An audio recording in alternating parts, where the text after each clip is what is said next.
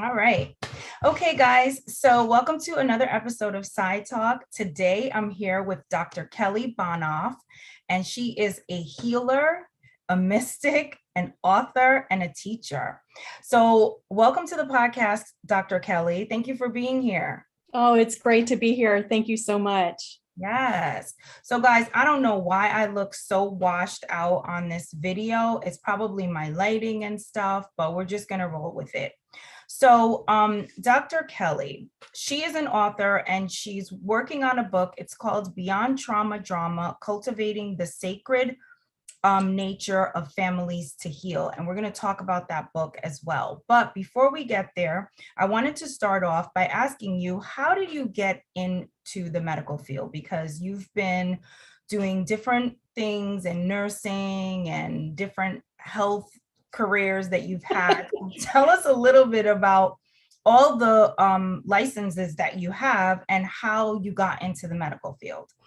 Yeah, I appreciate that question.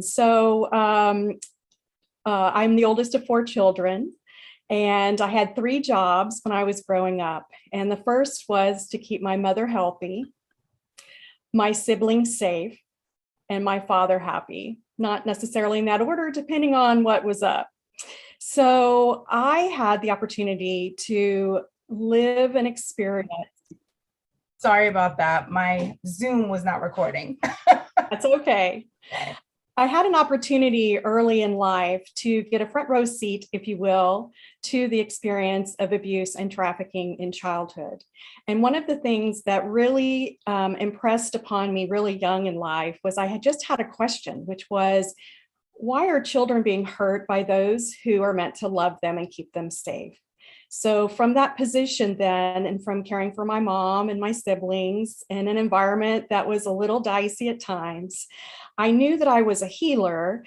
So I ended up going into nursing school first because I wanted to really answer that question. And I was able to, through a variety of ways, peeking through the nursing sciences area, get a sense of, well, what's going on with your body, what's going on with your brain, if trauma is involved, things like that. So as I was navigating this experience and going through my education, getting married, having two children, so on and so forth, I ended up also noticing that I still hadn't really answered the question. I was looking in my own therapy and in my own healing journey. And the next door I opened was in psychology or marriage and family therapy in the area of trauma, because I kept thinking trauma and the drama that we experience sometimes in our lives as children have this kind of echoing effect. So I looked behind door number 2, which was the psychology around the issue. And I opened door number 2 at a time when we lost my one and only brother at age 39 from an accidental drug overdose. And that caused our family to go into a different way of being with one another. And so I had more questions than answers at that point. So as I got into marriage and family therapy in 35 years, whether it was as a nurse or a therapist working with traumatized children and families and generations of families across states and cultures, I still didn't have the answer to the question. And what I discovered was it was because I was looking for it in the wrong direction. The answer really was from inside of me rather than looking outside of me. And the only reason I found the answer to that question in the end had to do with a dream that I had after I got to one of my lowest points in life last March. So I had distress physically, emotionally, psychologically, and in the marriage after serving in the pandemic. And I just came to a point where I had to stop. And so I did some healing that I had never done before in all the years I had been in therapy and taking medication for complex PTSD. And it was acupuncture. And when I did acupuncture, what I realized was I had opened up all the energy centers of my body. So guess what? Door number 3 ended up being spirituality, which is not a door that I had opened yet. And when those energy centers opened, I had the spiritual awakening in the dream where I saw families actually fully healed in our world, and how in the world could we help answer the question I had originally asked, but also be able to see families from a very unique perspective where trauma drama was involved. And so now we bring in this beautiful idea of the sacred nature of families and what in the world are we all doing here at this time in the 21st century. So the book is really about this beautiful idea of our human nature. And we lost some knowledge about our sacredness along the way. So eons of generations of families just did the best they could. And trauma drama really is just the way that I define it. There's a lot of definitions, but for me, it ends up being a life experience that causes a shock to us physically, emotionally, psychologically, or spiritually that takes our mind, body, and spirit offline. In other words, all three of those aren't connected.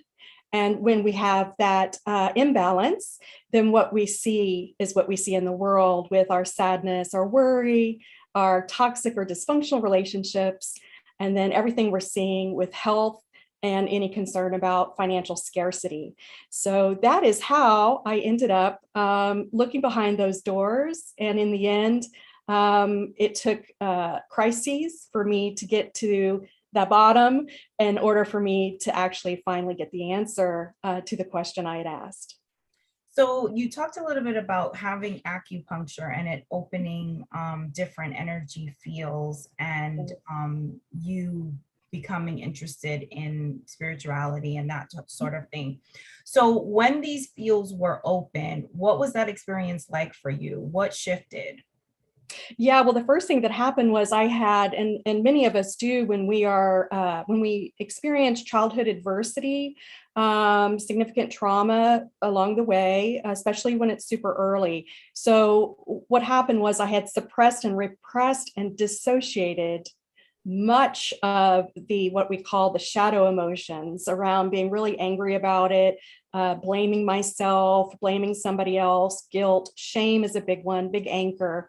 And so what happened was I think of them as clouds. And so from the root chakra, which is the one which is at its lowest point, all the way through up to our crown chakra, those were just unexpressed emotion.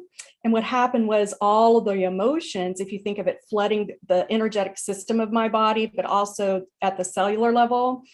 12 days, I was in a healing crisis. In other words, everything purged and detoxed almost at the same time. So I had several healers working with me to just balance my human body with the energy and the life force that was finally free to open up my heart, open up the ability to speak about it, my third eye, and then the crown chakra energy began to run through. And once my intuition was back online, I was able to download pretty much all of what the book is sharing about families in our world. Okay. So guys, it was kind of like the trauma that she went through or suffered through was blocking certain parts of her creativity and, you know, I guess ability to absorb certain things and kind of put it back out there. And let me just tell you guys, I had someone else on the podcast who's a healer, and I did a healing session with her, and that stuff is really good and it really works. So I'll share that stuff with you guys on TikTok, but I'm just letting you know it's really good. So how did you get into helping sex trafficked individuals? Like, how did that become something that you got interested in?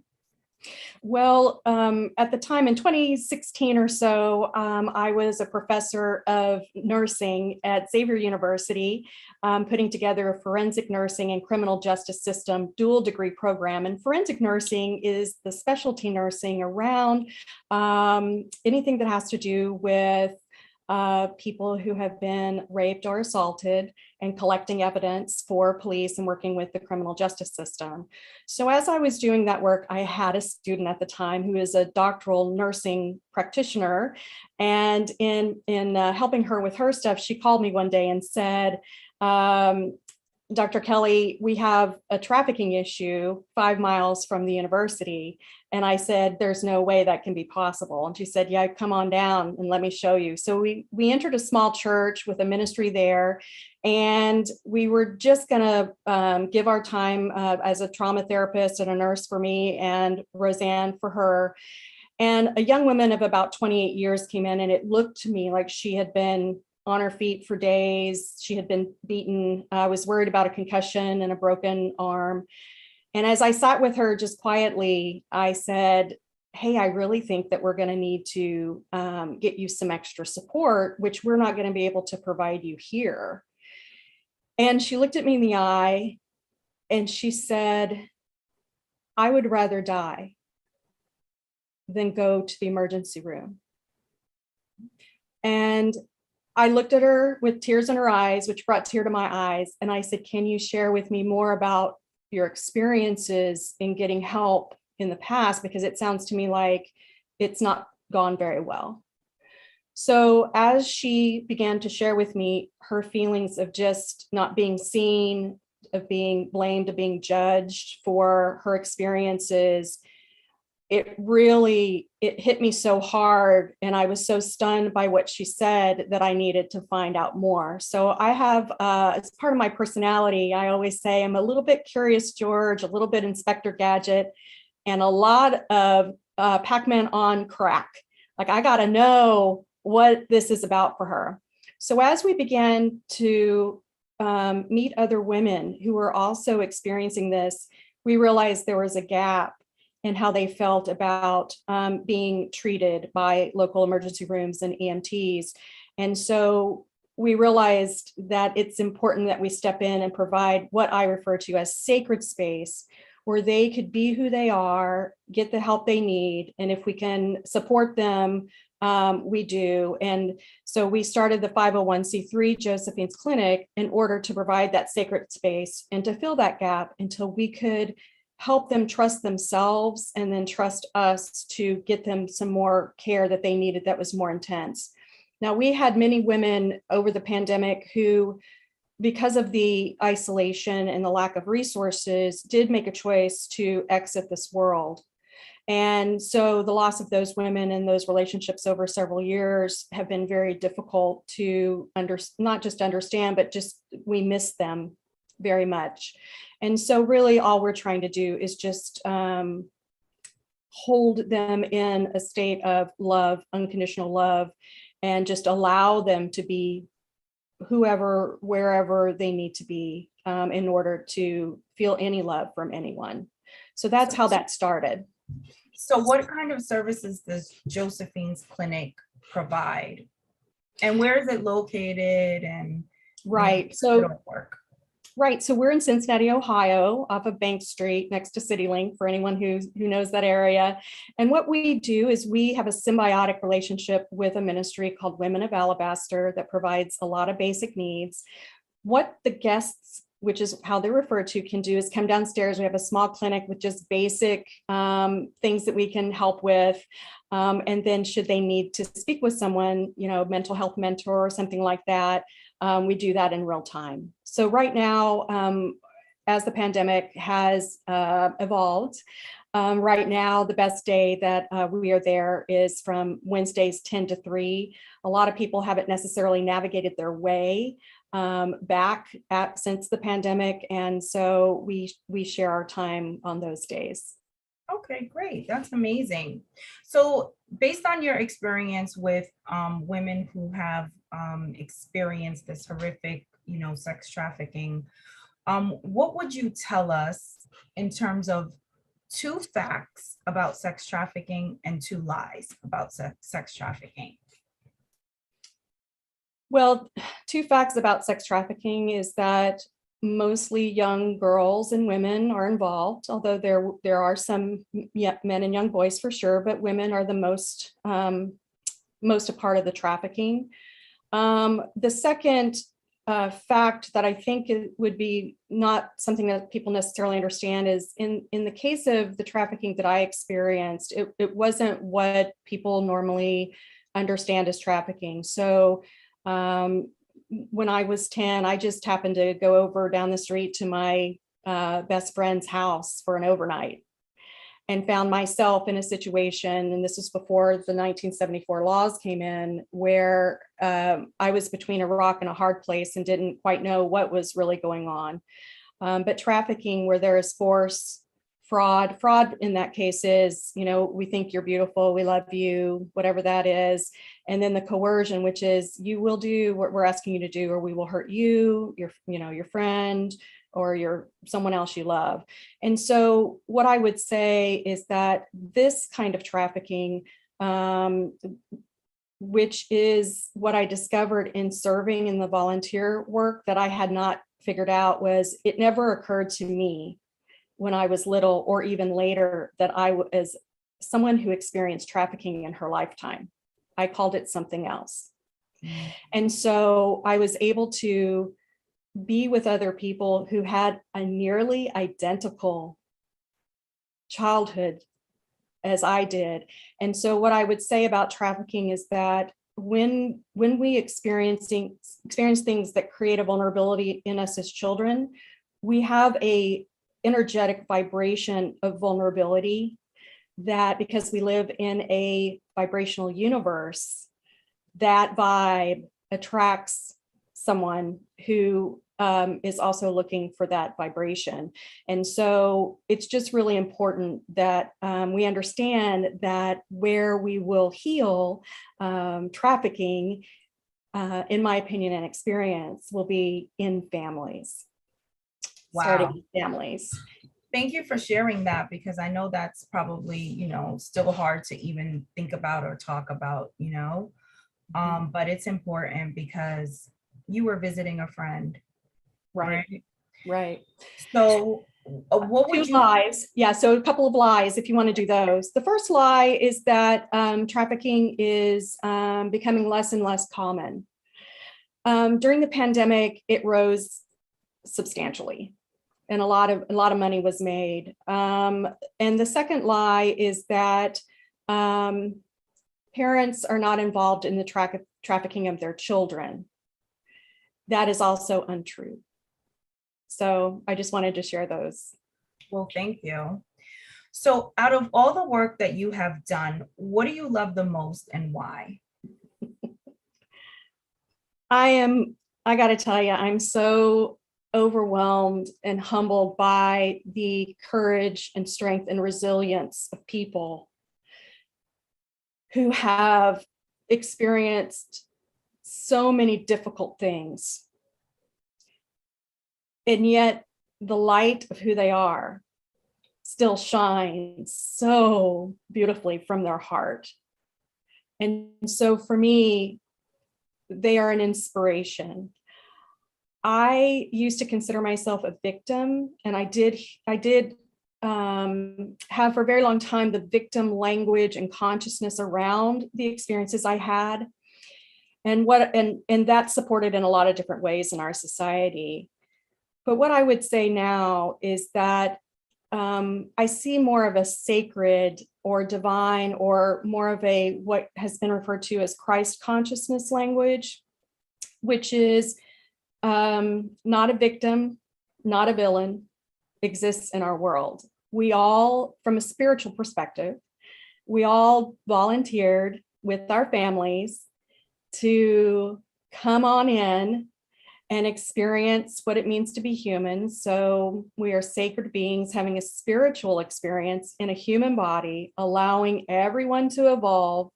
And what I say about the world right now is that we are not broken. We are becoming the greatest expression of love we have ever known, as individuals and as families and as a world. And yes, will we need to detox? Yes. Will there be some things we need to clear collectively in our chakra system? That's what we're actually seeing. Absolutely. I love that. So what does your work look like today? Well, right now, what my work looks like is, now that I understand, so if you think about, for more than half of a century, I lived in a certain way, believing certain things about myself, wanting to help as many children and families as I could, just to feel better for a few minutes, knowing I wasn't going to be able to change a system or any of that, or learn enough to heal any of that. So I'm just awakened to this new sense of being. And the way life looks for me right now is that I am learning how to allow my own worthiness. I'm learning how to love myself unconditionally. And the book allows me the opportunity to live in freedom and joy, something I never imagined that I could ever do.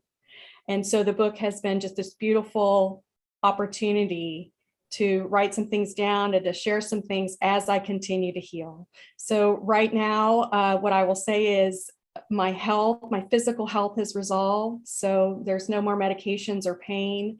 My emotional health, all those symptoms have resolved.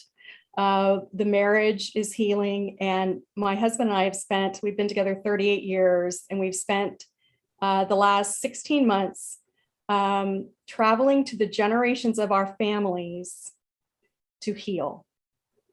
And so that's how we're spending our time, is actually practicing this beautiful idea of sacred space, cultivating that in our own families as we allow ourselves to heal. For the first time in many generations, we have many themes that many families have with addictions and violence and abuse. And we are in the process of actively just being together. And so the merry-go-round of survival, which is the thing that I noticed most of our families are riding, but don't even know they're riding. And so I'm happy to talk about what that looks like and how do you know if you're on it or not. But once I had the downloads and I understood, oh, I was actually on that ride, and my family has been on that ride, and generations of our families have been on that ride. How do we transform that so that we can become the greatest expression of love and leave those kinds of echoes, the toxic, dysfunctional relationships and this patterning around survival in history, which is where it belongs. So as you're healing and working on yourself and your marriage, are you working with other people? Are you still working with children? Are you working with adults? Or are you just focusing on your book and continuing the healing process? Yes, so right now I am not in clinical practice, but what I would say about it is, what I notice is that children and families and teens continue to be drawn to me in the areas that I land in. And so although there is no W-2 around that time spent, what I notice is that I still have the opportunity to share and spend that time. So at this point, what I would say after 35 years, my hope is that I can bring this message of love and transformation and healing to families around the world. And that from there, whatever the divine plan looks like, and that guidance will come. And I know for sure I'm in a new chapter. So, yeah. So what will people, first of all, when is the book going to be released, and what is the takeaway? Like, what is the message that you want people to take away from this book? Yeah, so the book should be out in the fall, self-published on Amazon, and we'll do some Audible as well. What would I like for families to know? What this book is about is just a very different lens from which to look at trauma, drama, and intergenerational trauma. It's nothing that I've ever seen written before. It comes from the space of everyone is a divine being having an experience, and we're all just here to create really the next version of the new earth. And so what I usually say about this point is, in all the time for myself, my own family, and all the families I've ever had the honor of sharing time with, there's this belief that we are just too hurt to heal, that we're just not going to be able to heal what has been broken, and that there's a helplessness, a despair there. And what I want everyone to know is that we're not broken, and we're not too hurt to heal. and that everyone is exactly where they're meant to be. And that as each of us awaken, however that happens, that it was absolutely meant to be that way. So, as a healer, how does healing show up for you? What is your healing ability? I love that. I love that question. Thank you. So in my experience, I see things in pictures. So there's a lot of illustrations in this book, some cartoons and some other kinds of things. But what really hit me was the acronym HEAL. So as I allowed my heart energy to align with love, heal, I could because I was able to, there is information out there scientifically as well about this heart wall business, where the unexpressed emotion kind of bricks off our hearts and that energy. So now my light can't get out and I can't let anybody else's light get in. So I can't love and no one is going to be able to love me. No one could get near me, including myself, into my own connection. So what does healing look like? It actually feels like a brilliant sense of warm light that comes from the center of my chest. And all I can feel or see around me is everything positive. So regardless of the life situation, the circumstance, or maybe I'm having a hard conversation with someone, or someone's having a hard conversation with me and they're super mad about something, I know that as I can hold my heart energy aligned with love in the space of that moment, that sacred space, holding that vibration is the key to how all of us move into that becoming. So is that energy something that you can extend onto someone else, or is that just something that you just heal yourself? Like, because usually healers can somehow help other people with their energy. So what we know about vibration and magnetism is the law of attraction, which is the most powerful universal natural law in the universe. And so what we know about it is, once I was finally able to connect to my own light, what we know about that is that it does echo like a pebble in a pond out to others. Now, what was interesting to me is that I didn't realize all those years ago, even in my earliest memory, that I was actually holding that sacred space or holding that light. And really, most children and teens and families, and even my own, say, when I enter a room and get very still, everyone begins to feel better. And so I do believe that's the greatest healing gift that I have, that in significant empathy and discernment around truth versus untruth. Okay, I like it. So trauma is a very real thing. And I think more people are realizing that trauma is legit a real thing. And a lot of us have suffered trauma. Even the smallest things that we experience growing up can, leave traumatic feelings or, experiences behind. What advice would you give to people as a first step in moving towards healing? That's a great question. So here's the fastest way I know to reset your vibration. Because remember, vibration, our thoughts are things, and our vibration does have a frequency. So if I notice, so the hard part for those of us who have had significant trauma is we just don't want to feel anything. So we push all that down. So the first thing is to feel or not to feel. That is the question. So when you care enough to feel, then you begin to notice the sadness, the worry, the anger, the resentment, the blaming, the criticism. And all of those emotions are important, and they are just guidance. That's all they are. And so when you're in some of those heavier vibrational emotions, what I do for myself is I stop, drop, and be. So I stop in the moment and be still. I drop into my breath. and I be in the now, and I mean fully there. So I check in with all five senses. And then as I'm breathing, I can check in and say, man, I'm pretty angry right now. This is giving me an opportunity to notice something. And then I just close my eyes and I breathe and I honor that emotion and I just see it floating out. I don't leave it there though. The next thing I do is I give myself a hug. And what does that mean? That is harnessing unconditional gratitude. And I name 3 things in that moment that I'm grateful for. And what that does is it kicks the vibration much higher, and I can get the relief I'm looking for in a moment that feels a little overwhelming. So those are the 2 things that I've created for myself that I can do in the now that are free. And I've noticed I can get myself back to that unconditional love vibration. And then that attracts then more of those positive experiences toward me because I have reset that set point of attraction vibrationally. Okay.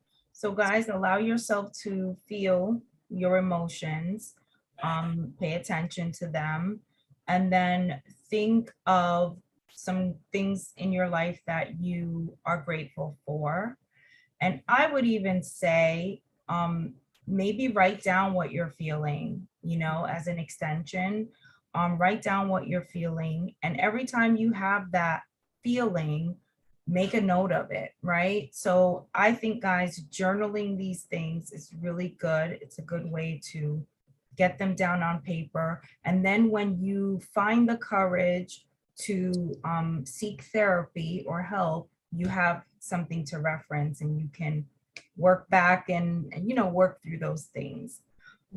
So I think a combination of what Dr. Kelly said and maybe a little bit of what I said is a good way to start and, get yourself on the road to mending, right? Because guys, we have all suffered trauma of some sort. Some people worse, some people mild, but it's all trauma and it's all relevant and it all matters. So it does.